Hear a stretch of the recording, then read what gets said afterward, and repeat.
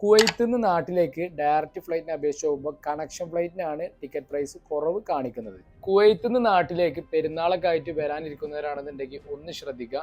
Flight ടിക്കറ്റിന്റെ rate ഈ May മാസത്തിൽ വളരെ കൂടുതലാണ്.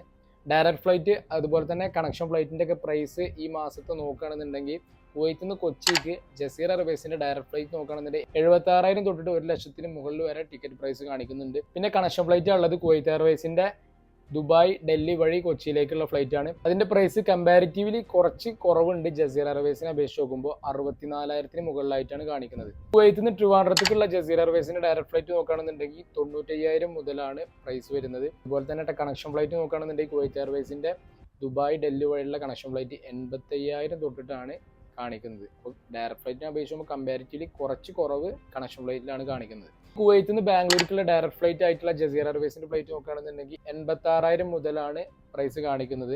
കണക്ഷൻ ഫ്ലൈറ്റ് കുവൈത്ത് എയർവേസിന്റെ നോക്കുകയാണെന്നുണ്ടെങ്കിൽ ദുബായ് മുംബൈ വഴി ബാംഗ്ലൂർക്ക് വരുന്ന ഫ്ലൈറ്റ് 76,000 മുതൽ കാണിക്കുന്നുണ്ട്.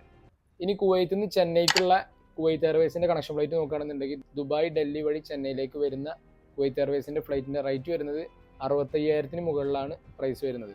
കുവൈത്തിൽ നിന്ന് ചെന്നൈക്കുള്ള ഡയറക്റ്റ് ഫ്ലൈറ്റ് ജസീർ എയർവേസും കുവൈത്ത് എയർവേസും നോക്കുകയാണെന്നുണ്ടെങ്കിൽ 1 lakh എബവ് കാണിക്കുന്നുണ്ട്.